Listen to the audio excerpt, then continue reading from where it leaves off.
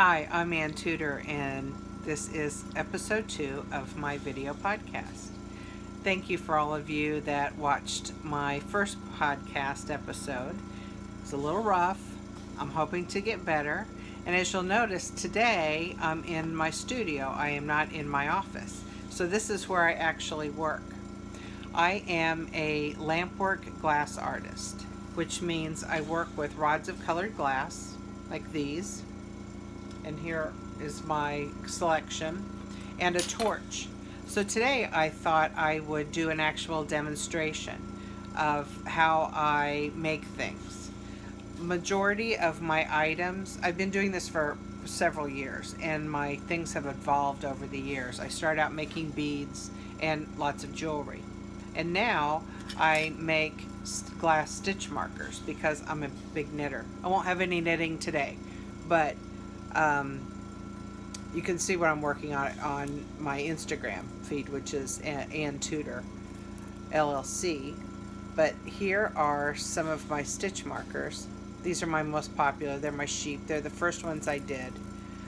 They come in all different colors now, but this is the standard, the one black with 5 white sheep.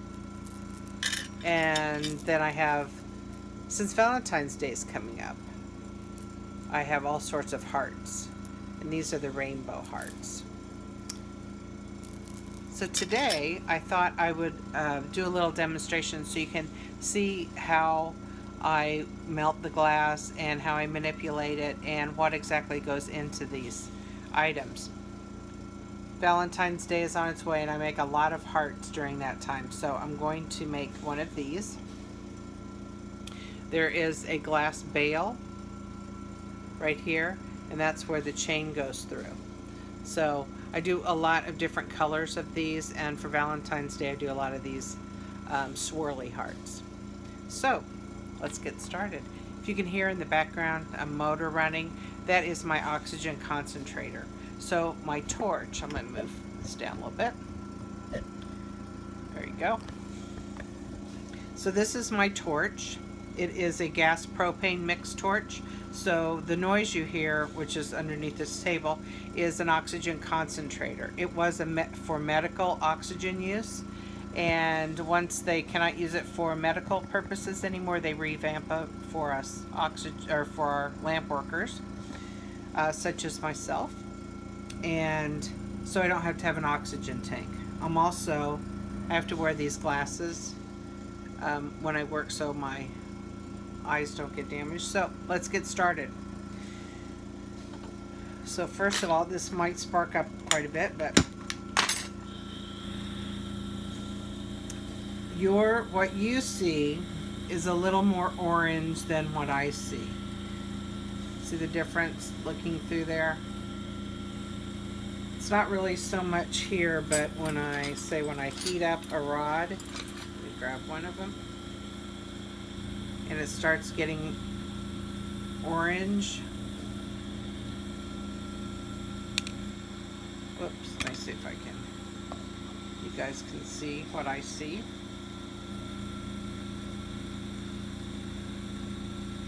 You can see it starting to get warm, get hot, and it changes colors. It starts to turn orange. So that's what I see. And yours, it's going to be a little, see that orange flame? You're going to see more of that. But I don't have extra pair of glasses to put over the camera, so I don't need that yet. But to make the swirl, I'm going to use 3 kinds of glass. I'm going to use white, red, and then the clear that I have. So first of all, a lot of this is it's just melting of the glass, so it takes a little while and it's not real exciting to watch, but you get an idea of what's going on here. So first of all, I'm going to take this white and heat it up. When glass gets hot, it turns orange, and when you're working with several things and you're laying things on, you can't tell the colors. A lot of times they'll turn orange or they'll turn clear when they get hot. So when you see the rod down here, you can tell what color it is. The rod down here does not get hot. Glass is not a very good conductor of heat. Now, of course, as it gets shorter, you know, you can't hold it up. You can't hold a really short piece, but as this is fine. So see how red hot that gets? So then I use these mashers, and I'm going to take this and smash it and start to form this into like a rectangle. The glass can't stay out of the heat for very long, or it'll get hard and it starts to cool really quickly. So I'm constantly needing to put it back in the flame. Also, if it's out for too long and you put it back into the flame, it will shock and then it cracks and it's a mess and it breaks and you're done. So I've made a little flat rectangle. Now I'm going to put with this other red, I'm going to heat it up, and as you notice, I've still got the white one I kind of have to keep in. I don't want to keep it in the flame all the time because that way it'll get molten and melt. I just want to keep it warm. Now, as you can tell, this red gets really orangey color. So I'm going to, basically, I'm painting with the red. So you notice that looks really black as it cools. So a lot of times you will not be able to see what the true colors of the glass is until you're all finished. So on this, there is a pattern that of the glass stripes that I put on here. What I'm doing now is melting this into the white rectangle.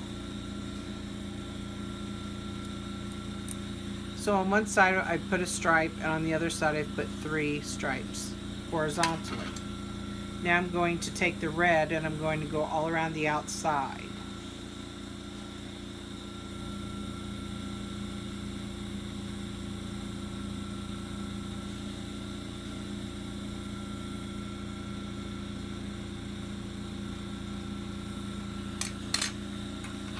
So it's kind of messy right now, but I will smooth that up.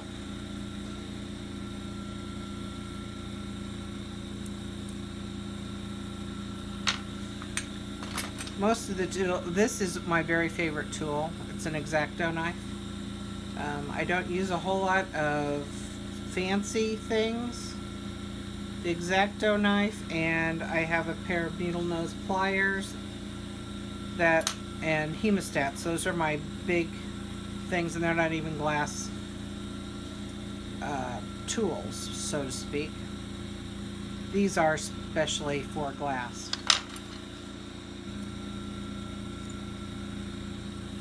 So there's my striped little square rectangle. I'm going to put a little more red down on the bottom of this other side.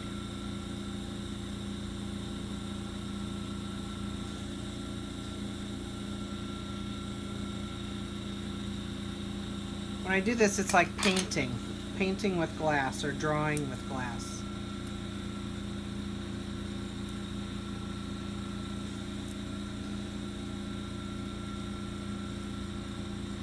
Get this hot and melt the colors in. Now I'm going to take our clear rod. This is just clear glass. I'm going to heat it up and I'm going to cover all of this. It takes a minute to get this where it can be spread.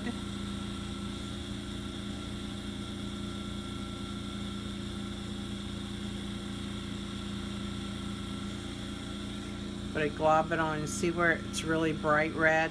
That's where the clear glass is hot, and it heats the glass below and changes the color of it. And then as it cools, it gets dark again.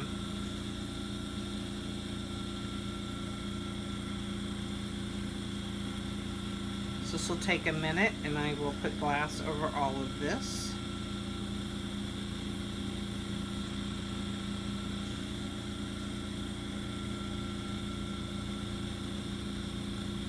The one thing with glass work, what you realize after working with it for a while, it makes you be able to let go of things, because you might work on a piece for, you know,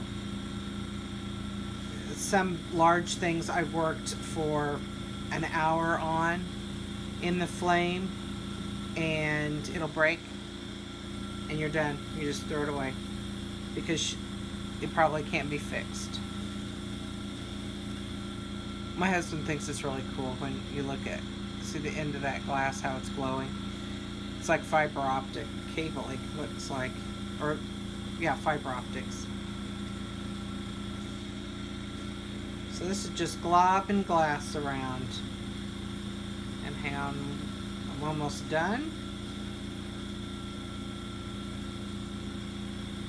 You need to be careful in here you don't get bubbles in it.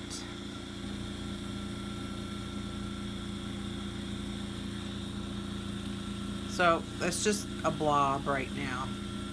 You can kind of see a little bit more clear on this one side.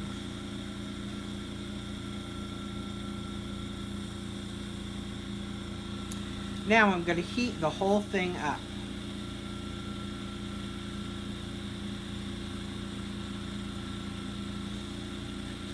And if you can see, it's starting to turn bright orange. Then I'm going to stick this clear rod on the end.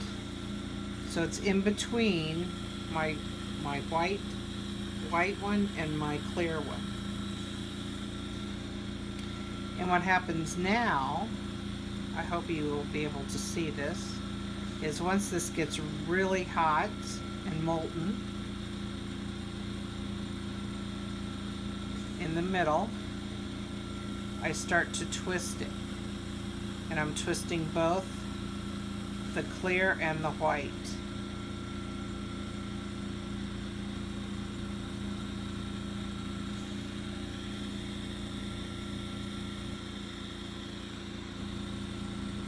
Clear this up. Make this a little, and I'm going to kind of smush it together a little bit.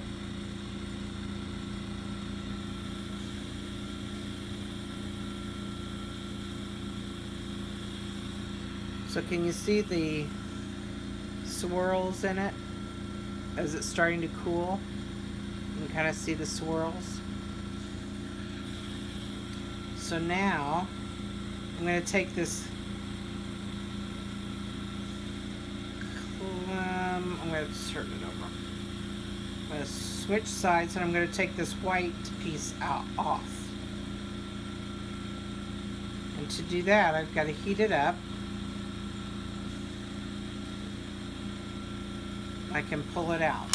Now the end of that won't look very nice. You got that big white glob right there.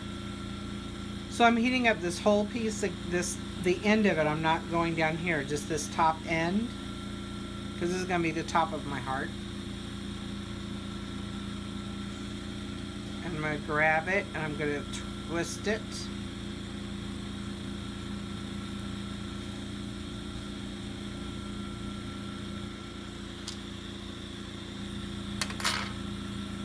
So I took that one off. Okay, now I'm going to, this is called a marver, and it's a metal graphite.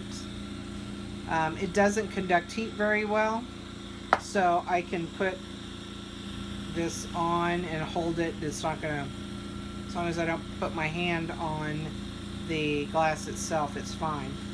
I'm holding it up a little bit so you can see it. But now what I'm going to do is I'm going to shape this into a little bit better looking cone.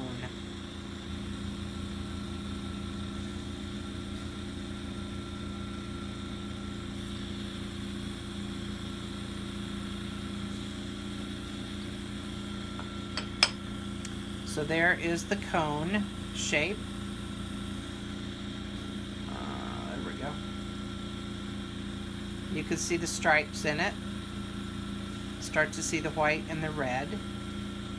So now I'm heating it up again, and I'm taking my big mashers and I'm going to smash this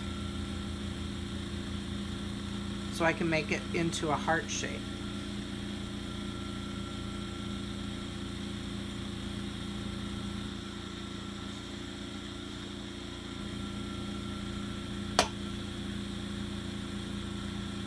So I cannot duplicate these exactly ever. So every time I do this, it is a one-of-a-kind piece. So here's what it looks like when it's smashed. Okay, you can kind of start to see a shape coming. Now I'm going to take my handy dandy X-Acto knife. I'm going to heat this top part up.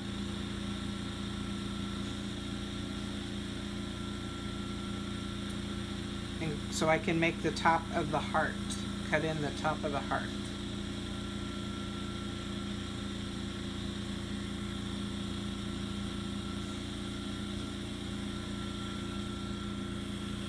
See?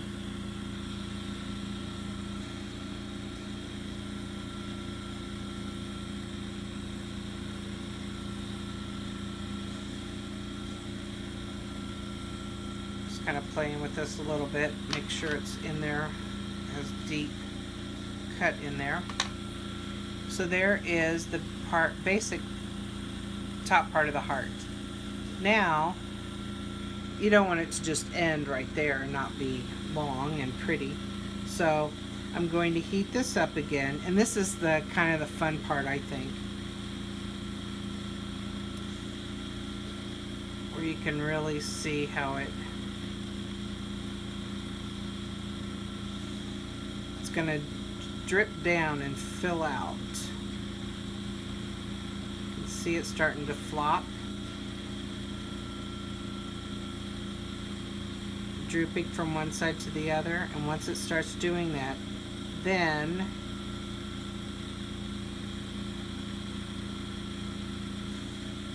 you wiggle it.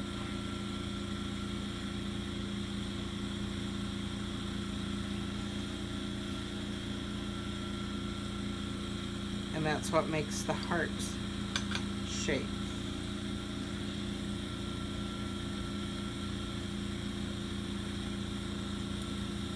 I usually twist the bottom part because the bottom doesn't look so good, and I can take that part off.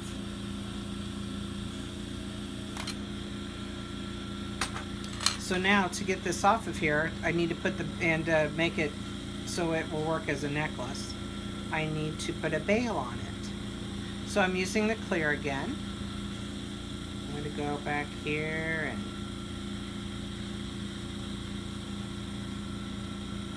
construct a bail, which is I'm taking this glass and just basically putting dots of clear on it, and then build it up into a loop. There's several ways of doing this, making the loop. This just happens to be the way that, sometimes the way that I'm doing it right now. Sometimes I make the loops ahead of time and then I can just pop them on. But I did not do that this time. So, where's my other, here it is. This is a tungsten poker. I don't know what the technical name is for, but that's what I call it. So I heat that loop up, and then I'm going to smooth it out with this instrument.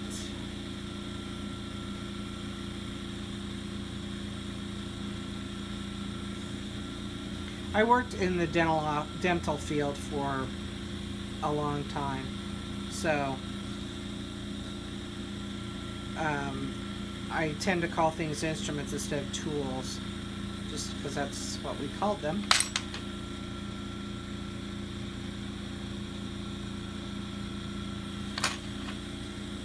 So sometimes takes a little bit of playing around, but there we go. So it has the bail on it. Now I'm going to hold that bail, and I'm going to heat this up where I started the twist. So I can take this bottom part off and it can end up just being a heart.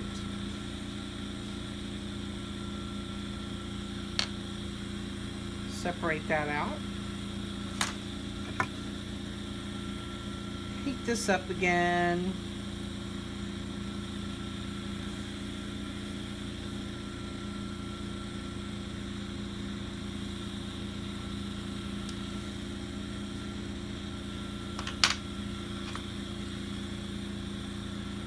I want this to flatten out a bit.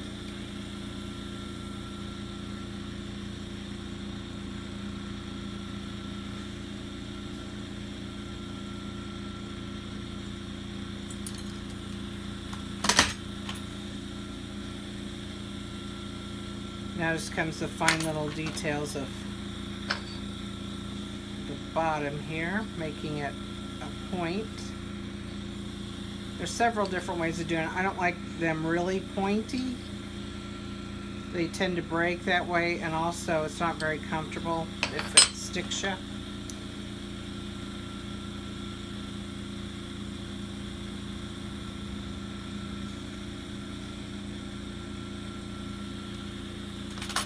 So, I'll turn that off. Here we go. There is the heart. Now you notice it's really dark right now, and that will lighten up as it cools. So I'm going to put it over here in this, it's called a fiber blanket. And what that does is it makes it where it cools down slowly. This right here is my kiln, and typically if I'm going to be doing a lot of work, I will turn my kiln on and things go directly from my torch into the kiln. But if I'm not sitting down for a long period of time and doing things, then I put them in the blanket. And let me turn this up here so we can talk a little bit. So what a kiln does, it will, so say it's been in the fiber blanket and it gets cool where you can touch it, and then I'll put it in the kiln, and what the kiln does, it ramps up slowly. So heats the glass up slowly, because if you do it too fast it'll shock it and it'll shatter, and it holds it at, I believe it's 960 degrees. It's all I did this a long time ago, set it all up. It's all digital.